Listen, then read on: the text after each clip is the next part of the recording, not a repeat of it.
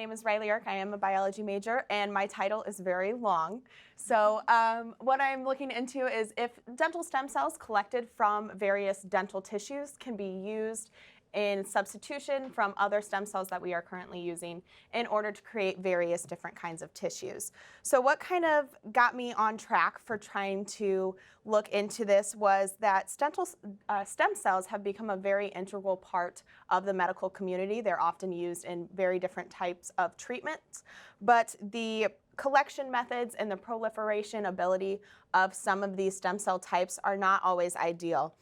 And dental tissues are a very underutilized source of stem cells that can be very, very valuable. So these stem cells are often able to differentiate into various different types of cells and can create different tissues and organs within them that can be beneficial to treat many disorders and diseases, not only within the mouth, but within the entire body. So dental stem cells may be a key to new personalized medicine as well. So it could be more specified for the individual. So before I get into dental tissues and stem cells and all that, I kind of just want to talk about what stem cells are. So stem cells are unspecialized cells that are capable of multiplying and dividing into various different lineages. So these cells are able to develop into many of the different tissues within your body, which is what makes them so ideal in various different types of treatments. There are three main categories of these stem cells. The first one is embryonic and pluripotent stem cells.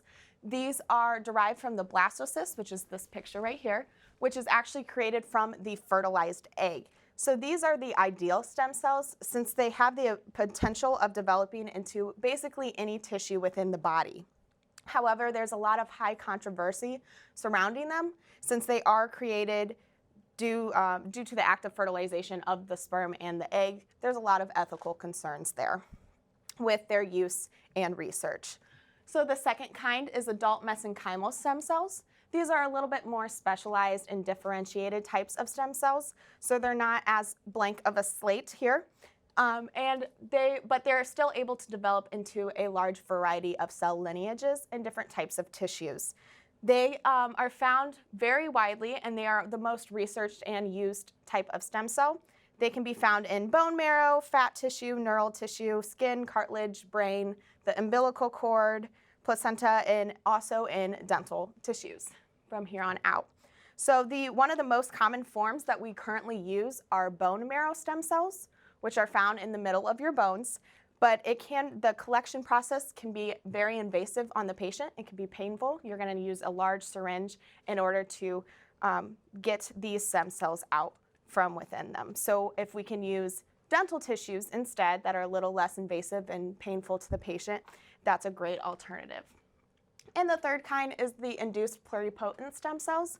These stem cells have been altered within a lab in order to behave like embryonic stem cells, so to behave like that first stem cells, but they did not start as stem cells. They started as fully differentiated and developed normal body cells and then have been altered to act like stem cells. So they aren't able to function to the same degree that stem cells are. Okay, so getting into the dental tissues, there are four main types of dental stem cells, and each of them have been derived from different dental tissues, but they all possess the ability of self-renewal, multilineage differentiation, and have relatively high proliferation rates. So the first kind is your dental pulp stem cells. These are derived from the pulp, which is in that center of your tooth, which is this right here that you can see the blood vessels in the pulp in the center. The pulp is what actively works to keep your tooth alive, so it's needed for your tooth. They are most often collected from third molars, which is your wisdom teeth, but they can be collected from any of the adult permanent teeth. And they have a moderate proliferation rate, which is the same, if not slightly better than bone marrow, which is what we currently use. They have the ability to differentiate into various different types of tissues. They can, which is the same as bone marrow. They are very, very similar to bone marrow stem cells. They can differentiate into bone, cartilage, heart cells, neurons, fat cells, and blood vessel lining cells. Unlike bone marrow stem cells, they can also differentiate into dentin, which by its name, it sounds like a dental tissue. So it's the pulp of your tooth, or not the pulp, the bulk of the tooth. And the very important thing about dental pulp stem cells is that they have the ability to produce a dentin pulp matrix, which is that bulk of the tooth and the supply of what is keeping the tooth alive, which can be very beneficial to regeneration of teeth and the various structures around them. So sheds are the second one, which are stem cells from human exfoliated deciduous teeth, which are your baby teeth. So these are collected from the pulp inside of your baby teeth. And the natural loss of your baby teeth is what makes these so beneficial as well, because it puts no harm to the patient, because you're going to lose your baby teeth anyways from getting permanent teeth instead. These have a higher proliferation rate, so they're able to divide a lot faster. And they are able to differentiate into bone, cartilage, heart cells, nerves, and fat cells. They also are able to produce dentin, but they are not able to produce that dentin pulp matrix like dental pulp stem cells can. And the third kind are scaps, which are from the apical papilla, which they are derived from the apical papilla, which is at the bottom of the developing root tip, which is that base of the tooth, the part that's actually underneath your gums and held in by your bone. It's located at the bottom of the root during the formation of your permanent teeth, and the apical papilla is actually the precursor to dental pulp and are an active role in producing dentin. So they have a high proliferation rate due to their active participation in the tooth formation there. These can differentiate into dentin as well, bone, nerve, and fat cells. The last one is periodontal ligament stem cells, which are derived from the periodontal ligament, which is a connective tissue that is holding the bone and the tooth together. So it's this little soft pink lines here that's going to hold your tooth in place and prevent it from moving. So it's holding the tooth in place and helping it with the chewing forces that you do so regularly. So these also have a high proliferation rate, and they're able to develop into cementum, which is the outermost portion of the root. And they can also develop into bone, nerve, and fat cells. They have the ability to form a cementum periodontal ligament complex, so they can form that outermost portion of the root and the periodontal ligament, which holds that tooth in place. So this can be very beneficial in various dental diseases and helping to prevent the loss of your teeth.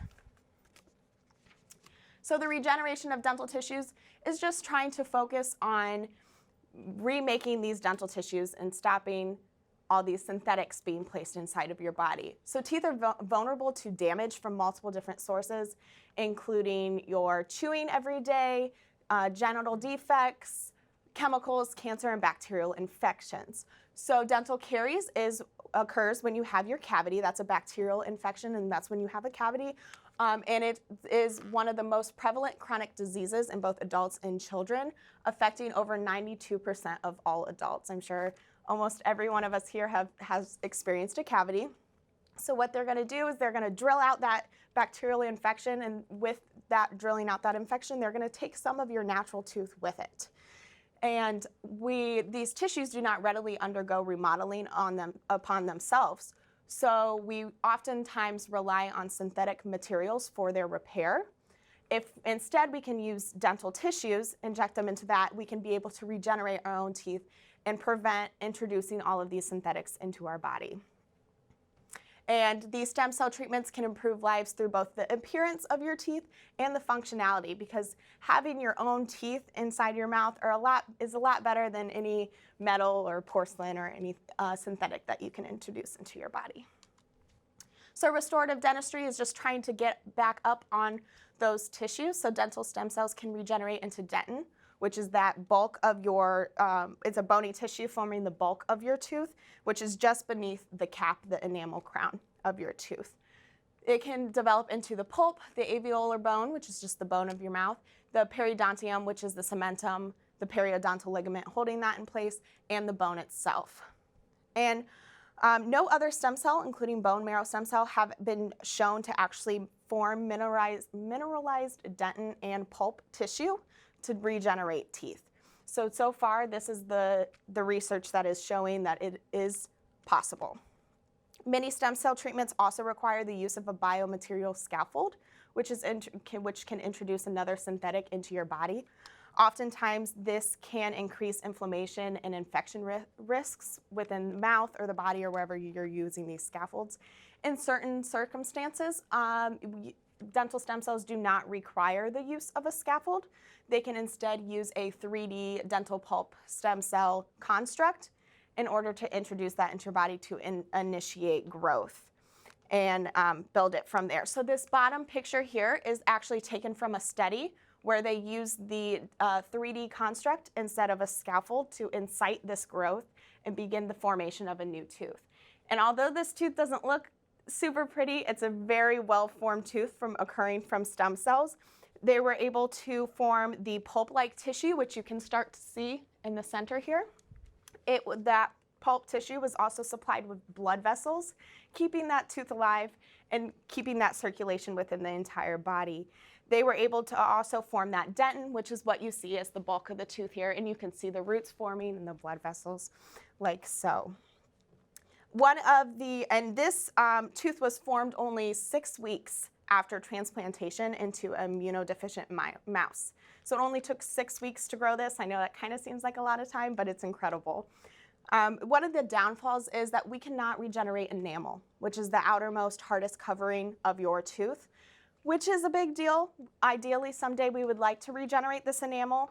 The reason we cannot do that now is because the enamel is created by ameloblasts that undergo programmed cell death as soon as the crown of the tooth is formed. So hopefully research sometime soon can develop a way to create this enamel. That's something to look into down the line. The kind of perk of that is that enamel is not necessarily required in order to have a functional tooth. You're going to need that pulp tissue, that dentin, the blood vessels to supply it, and the structures in order to hold the tooth into the mouth. So dental stem cells can be used in the mouth to help regenerate oral tissues, but they can also be used throughout the entire body to regenerate various other tissues. So due to their wide differentiation range, they hold a large degree of therapeutic applications. They can differentiate and develop into various different tissues and cell types. And basically, they can be used for therapies of anything that this cell can develop into. So they can help in the heart, the brain, the muscles, bones, cartilage, and fat tissues. They can also help in various neurodegeneration disorders, such as Alzheimer's and Parkinson's. So they can differentiate into functional neurons and the supporting cells that support those neurons, such as the myelin sheath, in order to recreate that connection within your body and that communication between your nerves. They can also be used during spinal cord injuries. One study had looked into using sheds, which are from the pulp of your baby teeth, and they injected them into rats that had their spinal cord completely cut in half. So there was no use of the spinal cord, there was no movement.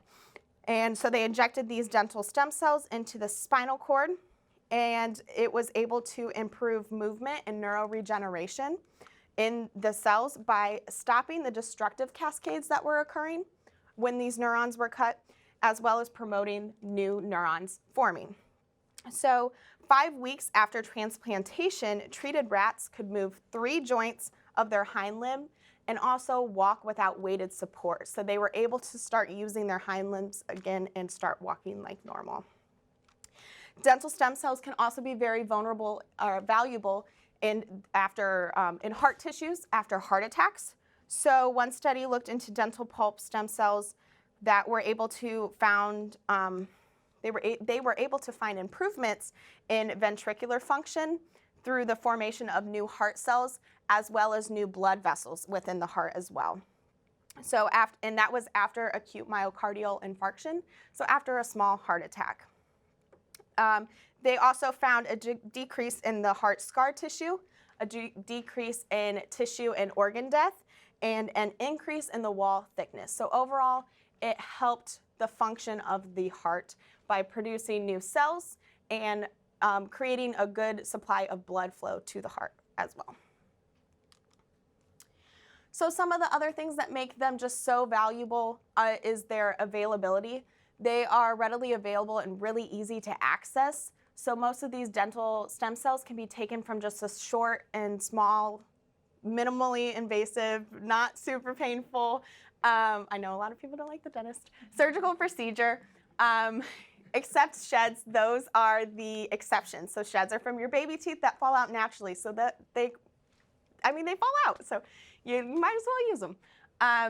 The other ones that get surgically removed oftentimes are going to be like your wisdom teeth, or if you need a tooth extracted at the dentist.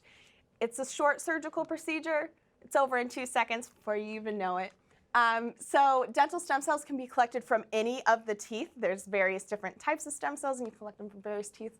Many individuals have impacted wisdom teeth anyways that they need to get surgically removed because there's not enough room in your oral cavity, or they're going to start coming in a different orientation that's going to disrupt the rest of the teeth. That's kind of what this top picture is showing here. That wisdom teeth is coming in sideways, which is going to disrupt your other teeth, if it can even come in at all. So those would have to be surgically removed. These surgically removed teeth would otherwise be thrown away and unused, so they pose no ethical concerns with using them because they would just be thrown away in a biohazard somewhere. So this bottom picture is showing how you get the stem cells out of the pulp. What they do is they just take a dental drill. They drill into the side of the extracted tooth, scrape out that pulp, and then process it from there. The requirements for use is that the pulp or the tissue that you're getting it from must be intact and not completely compromised by disease or infection. So if you want healthy stem cells, you have to get them from fairly healthy tissues. You can still harvest these from inflamed or irritated tissues as long as the inflammation is not and irritation is not too progressed in order to keep that pulp or the stem cell that you're getting from intact. So inflammation itself does not affect the stem cell, the properties of the stem cell, but if it's very severe, it can affect the rate of dividing and what it can divide into. And of course, completely dead or compromised tissues should not be used, which is not an issue since they can be taken from so many different sources. Dental stem cells are also very stable. They're able to resist change and maintain their differentiation and proliferation rates under various circumstances. They can safely undergo cryopreservation, so they can be frozen in liquid nitrogen and kept until you're going to need them later on. So it's keeping those cells healthy and frozen so you can come back and get them later. So this allows for that banking of those teeth. And one study looked into the ability to remain unchanged while keeping all of these surface cell markers. That is what makes them stem cells. So they kept their differentiation there after being cryopreserved for 2 years. That same study also saw no significant differences between the cells that had been frozen and thawed and used, and then those that were never frozen and taken from a fresh source. And there's no difference between what they could divide into and how fast they divided. Needless to say, dental stem cells are just very effective. They have a high proliferation rate. Most of them are higher than bone marrow stem cells, which is what we currently use most often. They are capable of dividing into the larger colonies a lot quicker. And they are easily induced to differentiate into a wide range of effective, fully developed tissues, which is what makes them so great for the medical community. They can be used both in the mouth and throughout the entire body.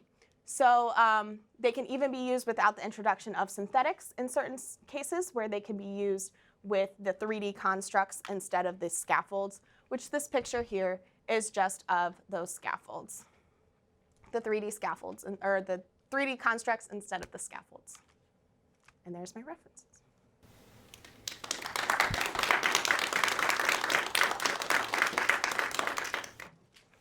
I know that was a lot of information really fast, so do we have any questions? Thank you, Riley. Very interesting research. I think people are surprised that in the year 2019, we've had fluoride since the 1940s, when we started adding fluoride to water in 1945 in Grand Rapids, Michigan.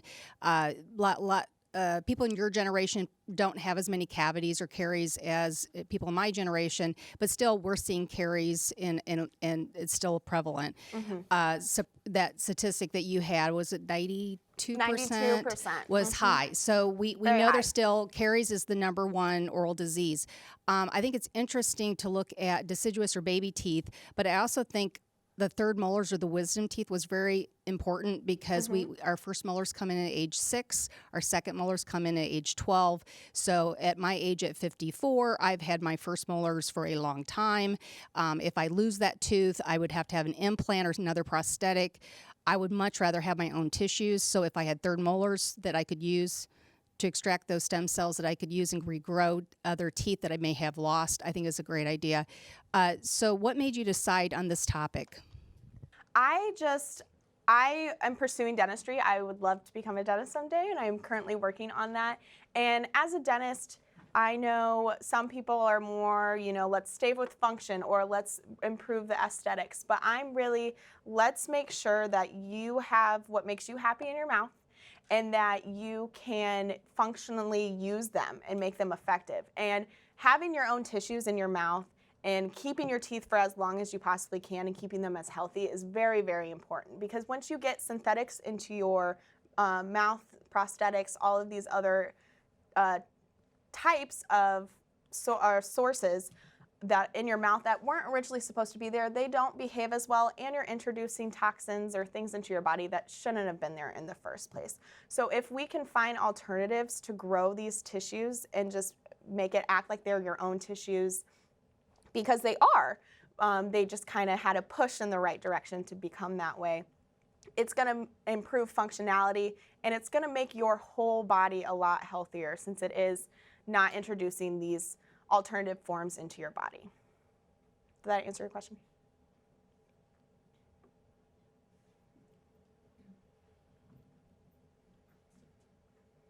Thank you. That was really fascinating. But I have one question about the tooth that they regenerated from the mouse or the rat. So you said there was not, they were not able to do was get the enamel. Enamel, yes. Okay. But it's still functioning. So how would that work? So dentin is the bulk of the tooth. It is still a hard bony tissue. It's just not as hard as enamel is. So in this case, what we could do is we could grow this tooth within your mouth, and we can place a cap on top of it, which is still introduces a synthetic into your mouth, but not as much synthetic as would be there in the first place. It would still be mostly your tissue. So you can have that cap covering on top of it.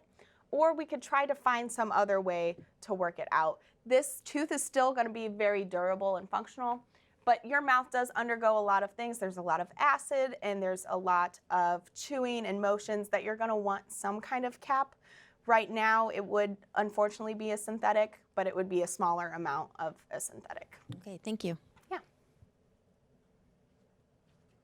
Any other questions? Thank you very much. Thank you.